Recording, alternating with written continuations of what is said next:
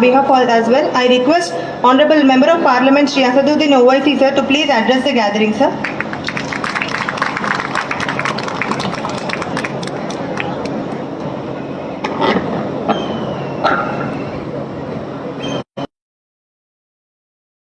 रहीम अस्सलामु अलैकुम वरहमतुल्लाहि वबरकातुह। जनाब महमूद अली साहब वज़ीर दाखिला हुकूमत तेलंगाना, मोहतरम जनाब अंजनी कुमार साहब कोतवाल हैदराबाद, शह नशीन बतशरीफ़ फरमा हैदराबाद सिटी पुलिस के तमाम मोअज़्ज़ज़ अफसरान व अहदेदारान, मेरी जमाती रुफ़ा, मोअज़्ज़ज़ हाज़रीन इकराम, मैं हुकूमत तेलंगाना का शुक्रिया अदा करता हूँ कि आज साउथ जोन में यहाँ पर एक भरोसा सेंटर का क़याम अमल में लाया जा रहा है और आज इस सिलसिले में वज़ीर दाखिला की जानिब से इस भरोसा सेंटर का संग बुनियाद भी रखा गया है। ये बड़ी खुशी की बात है कि जिस मुकाम में, जिस महल्ले में आज इस भरोसा सेंटर के संग बुनियाद रखा गया, उसका नाम ज़हरा नगर है। और आप और हम जानते हैं कि हमारे नबी और रसूल सल्लल्लाहु अलैहि वसल्लम की साहबजादी का नाम फातिमतुज़ ज़हरा है, जिसको हम शहज़ादी जन्नत भी कहते हैं, और ज़हरा के माने ये बताए गए हैं कि मदद करने वाली।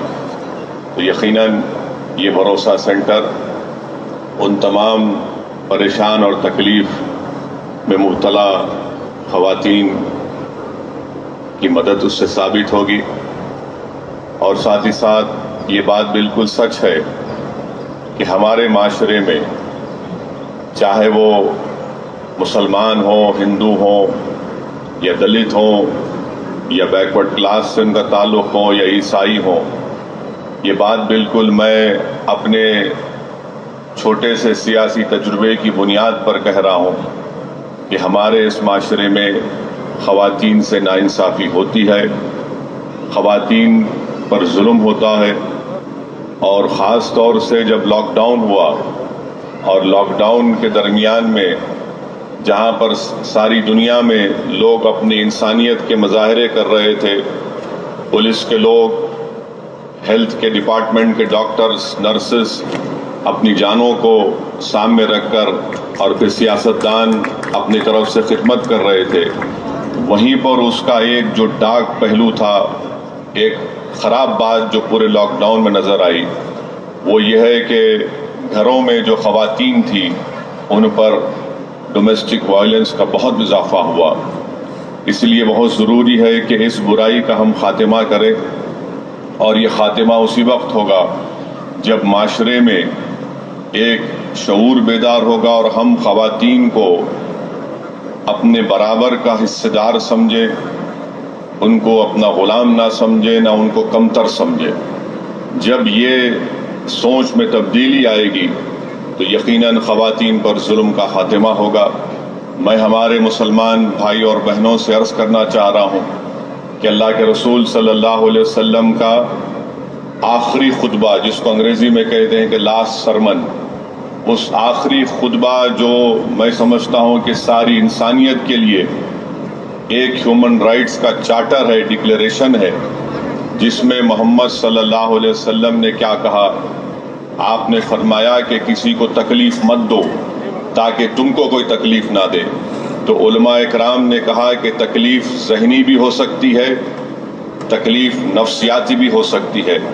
इसलिए ये तमाम कायनात से कहा जा रहा है, तमाम इंसानियत से, कि किसी को तकलीफ़ मत दो ताकि तुमको तकलीफ़ ना हो।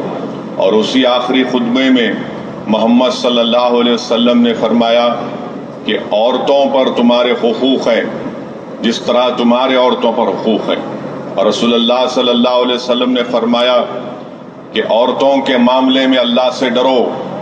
क्या फरमाया रसूलुल्लाह सल्लल्लाहु अलैहि वसल्लम ने कि औरतों के मामले में अल्लाह से डरो।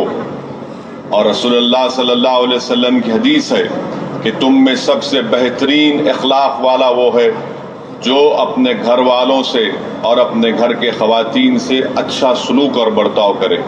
تو یہ بہت ضروری ہے کہ ہم یہ تمام واقعات کو، جہیز کی لعنت کو، عورتوں پر جو فزیکل وائلنس ہوتا ہے، ان کو کوئی مارا جاتا ہے، پیٹا جاتا ہے، یہ سب ختم کرنے کی ضرورت ہے. اسلام میں رسول اللہ صلی اللہ علیہ وسلم کی سیرت کا مطالعہ کریں گے تو کہیں پر بھی محمد صلی اللہ علیہ وسلم نے کہ ہماری امت کی ماؤں پر کبھی ہاتھ اٹھایا نہیں اٹھایا. اس کی تعلیم ہی نہیں، جبکہ ہم کو یہ بتایا گیا کہ رسول اللہ صلی اللہ علیہ وسلم سے جب شہزادی جنت ملاقات کرنے آتی یا آپ صلی اللہ علیہ وسلم ان سے ملاقات کرنے جاتے تو اللہ کے رسول صلی اللہ علیہ وسلم اپنی بیٹی کو دیکھ کر کھڑے ہو جاتے. یہ ہم کو بتایا گیا ہے. تو اس لیے میرے عزیز دوستوں اور بزرگوں، اس بھروسہ سینٹر کی ہم کو ضرورت بھی نہیں پڑتی اگر ہم ان تمام برائیوں کا خاتمہ کر دیتے. مگر یہ حقیقت ہے، اور اس حقیقت کو روکنے کے لیے جو برائی ہے، اس بھروسہ سینٹر کا قیام عمل میں لایا جا رہا ہے.